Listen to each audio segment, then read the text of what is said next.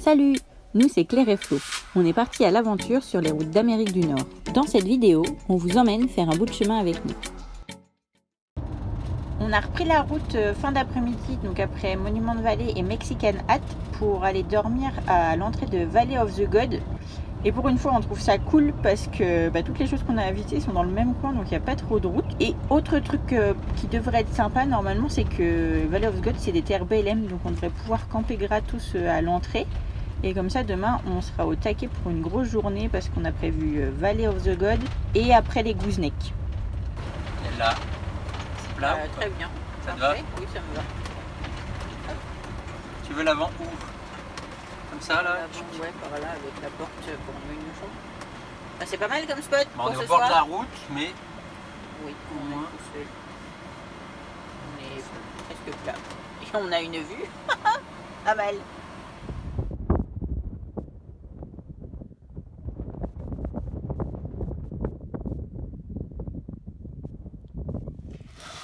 Ce soir, on mange des tomates farcies. On est trop contents.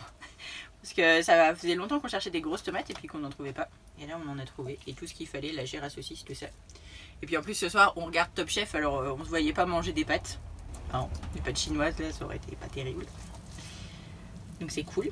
Puis c'est au final pas si dur que ça de cuisiner dans le four rond. Le seul truc, c'est que ça va faire plus de vaisselle. Chouette. Mais voilà, j'allais dire, c'est pas grave, c'est pour moi qui l'a fait. C'est l'instant de vérité. Tadam! Ça sent bon. Après, est-ce que ça va être bon? Je sais pas. Oui, pas de réseau. Après, je suis pas sûre que ce soit à la hauteur de ce qu'on est en train de regarder depuis tout à l'heure, mais c'est pas grave. On va se régaler quand même. Le lendemain matin, on était complètement au taquet. On s'est levé super tôt. Enfin, pas trop tard, quoi. 8h30, 9h. Ouais, ok, comme d'habitude.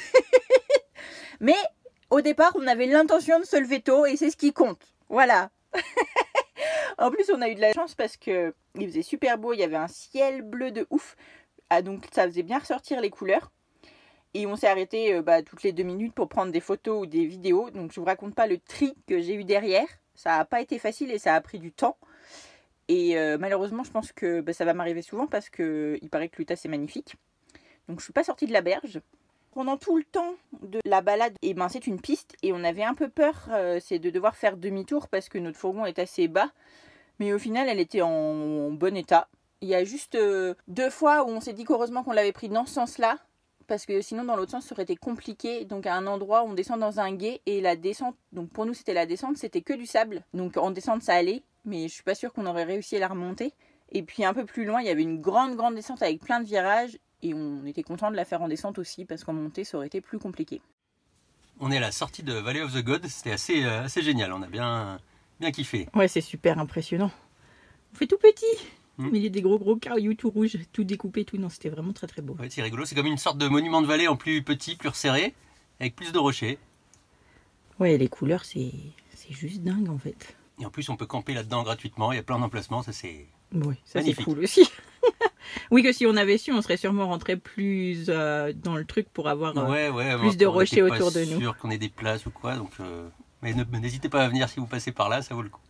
Ouais, et puis là, on se dirige vers un state park. Donc là, il faudra qu'on paye l'entrée, c'est 5 $. Et c'est pour voir une rivière qui fait... donc le parc, il fait 2 km de long à vol d'oiseau. Mais la rivière, elle fait tellement de méandres qu'elle en fait 10 km. Donc, on va aller voir tout ça, je pense que ça va être impressionnant encore une fois. Ouais, ça devrait.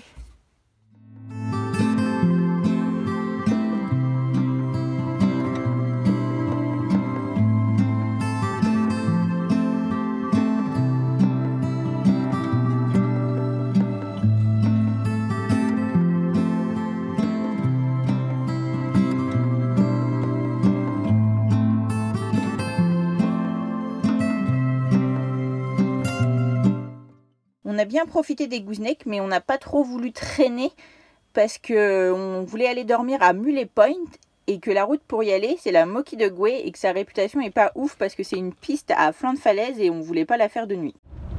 Allez, c'est parti pour la route de la mort. Allez, on la voit monter à un moment, mais et après on la perd. Là, peut-être dans le creux de la route. Normalement, on longe, la route longe la falaise là. va voir la Valley of God du dessus aussi, c'est chouette.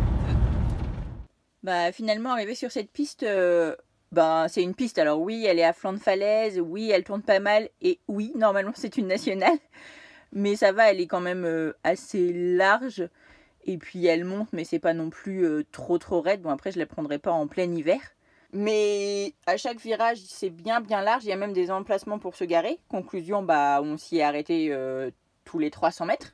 Et c'est pour ça qu'on a mis super longtemps pour arriver en haut, parce que c'était trop beau. En plus, avec les couleurs du coucher de soleil, on en a pris plein la vue.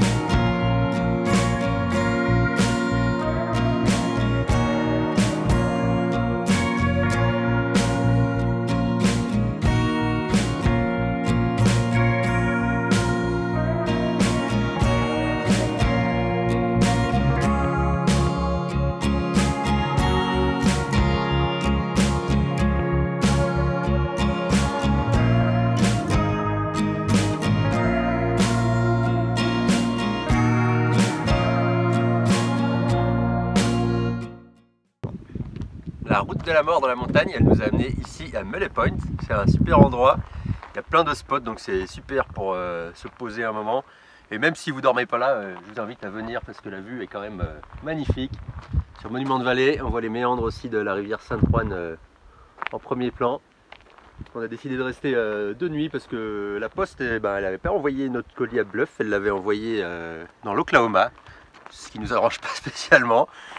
Du coup on est resté tranquille en attendant d'aller à notre prochaine étape qui sont les Natural Bridges National Monument.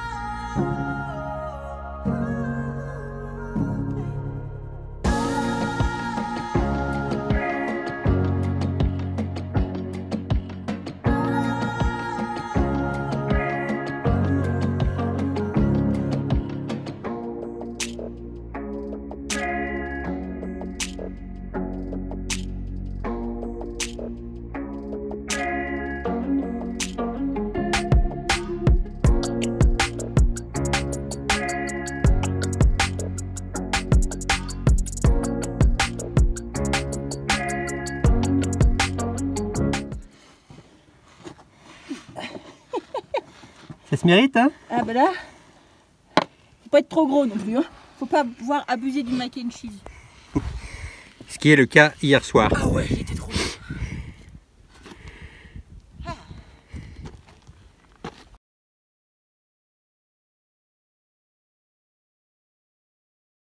On a profité d'être posé 2 jours pour démonter le marchepied parce qu'il touchait souvent. Donc avant qu'il soit complètement déglingué, on l'a enlevé. Il va falloir le stocker. Et il y a de grandes chances qu'une bonne partie finisse, comme d'habitude, dans la douche. C'est très pratique.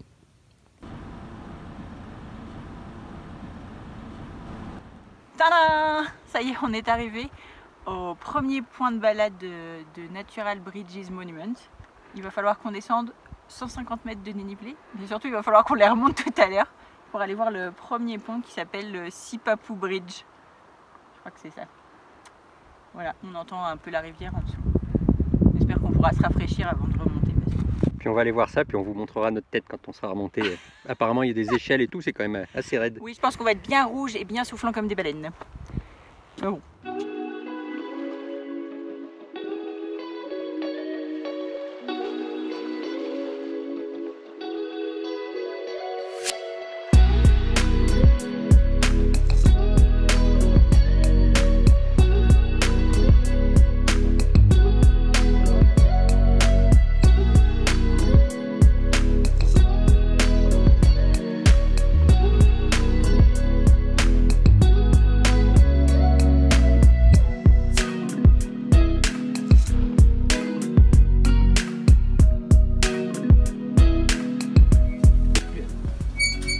Le retour des échelles.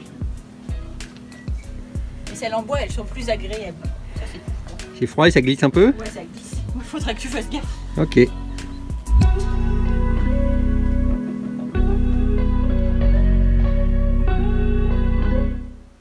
Avant de partir pour cette balade, on s'est arrêté au Visitor Center pour avoir des infos sur la formation des ponts et savoir quelle était la différence pont et arche.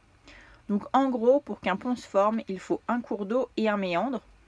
L'eau érode la roche des deux côtés et ça finit par la percer à l'endroit où elle est la plus fine. Ensuite, l'eau elle continue son travail de sape et le pont se forme et ensuite le méandre s'assèche. Alors que pour l'arche, l'érosion elle se fait avec les éléments. Donc vent, humidité, gel, dégel et il n'y a pas besoin de rivière. Donc on peut en trouver à n'importe quel endroit je pense. On verra ça quand on visitera Archies National Park.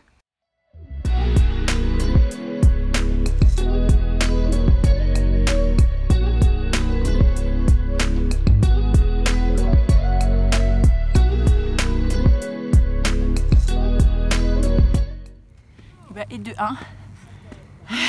Bon, c'était moins dur que ce qu'on pensait, mais on a quand même un peu chaud quoi. Il en reste 2 autres comme ça à faire. Mais bon, la vue était magnifique en bas, donc ça vaut le coup.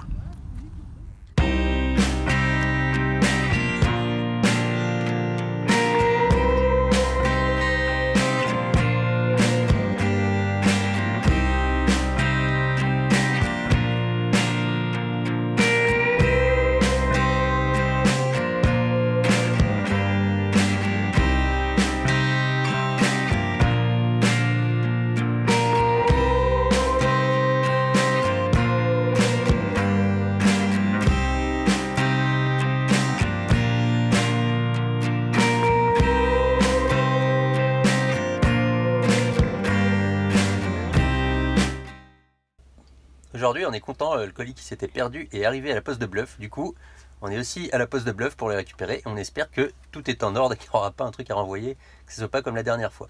Tout est bien là? Tout est bien là. Il y a bien deux paquets là dans le truc des poignées. Donc, tout va bien. On les attend comme le Messi. Elles clipsent mal nos casseroles. Et quand il y a on égoutte les pâtes, et ben, ça fait un peu peur qu'on se prenne l'eau bouillante sur les pieds. On a aussi un guide pour l'ouest du Canada. Et surtout pour l'ordi. Oui, parce que ça fait un bout de temps qu'on a on a un écran.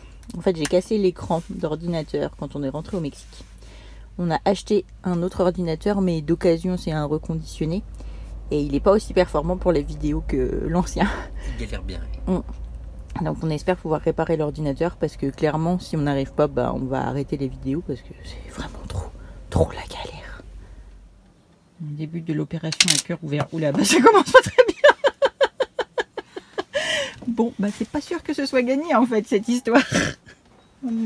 Attends, tu veux que je t'aide? Non, c'est bon, tu l'as récupéré. C'est juste que je tenais l'embout à la main pour voir si c'était la bonne taille. Je crois que c'était pas la bonne taille. Rien de grave, Ah si, mais tu l'as quand même fait. C'est juste que les vis sont pas ultra resserrées. Et clac. Oui. En fait, il n'y avait pas besoin de tout démonter. Mais qui démonte tout pour rien. Voilà. Oui, mais on pouvait pas deviner. Non, c'est sûr. C'est bon, t'es dans le cadre. Salut, nous c'est Claire et Flo. On s'en vient de faire un bout de chemin avec nous. Et genre il n'y a que 4 vis à enlever et c'est bon. Non. Je vois qu'il y a des connecteurs et tout ça aussi. Il y a 4 vis et une broche et puis c'est tout. On a déclipsé l'autre, il n'y a plus qu'à clipser. Le connecteur, elle est identique. C'est un point essentiel. Ah oui, ça va. Faut juste pas appuyer sur l'écran quand on le fait. Voilà, hop. Donc genre ça y est, ça c'est fait. Ah, on remet ça. Fait, dit que ça marche, on met les 4 vis et c'est bon. Et ben, voilà. Dans la théorie c'est ça. Ouais, dans la théorie c'est ça. Ah ouais, moi j'étais super impressionnée quand tu m'as dit ouais on va changer l'écran et tout. En fait j'ai démonté toutes les vis pour rien. C'est facile. On va faire ça doucement, voilà, il se met bien en place. Le plus dur dans l'histoire c'est de pas péter les clips. Je crois qu'à droite il y en a un qui n'est pas clipsé. J'ai dû oublier quelque chose. Là regarde. C'est pas clipsé, ça fait une bosse. Voilà. Hop. Genre ça y est. Ah, genre il n'y a plus qu'à allumer l'ordinateur. Faut clipser en bas. Alors attends. Genre l'opération elle a pris 10 minutes quoi. Tadam! Ouais ça marche. Ils nous embêtent juste avec des mises à jour comme les ordis savent le faire. Voilà. Trop cool! Eh ben mon coin-coin, je suis fière de toi. Pas mal. T'es trop fort. Bah oui, arrête, c'est génial. Ouais, c'est vrai. Moi je l'aurais pas fait. Hein. Bah la prochaine fois tu saurais le faire. Oui, la prochaine fois je saurais le faire, mais bon. Allez, on va essayer. Allez, oh blam! Non, on recasse pas l'écran d'ordinateur. Une fois la bêtise suffit. Voilà, c'est fini pour ce petit bout de chemin. Pour continuer à voyager avec nous, pensez à vous abonner. Si la vidéo vous a plu, likez et laissez-nous des petits commentaires, ça nous fait toujours très plaisir de vous lire. A bientôt pour continuer le voyage.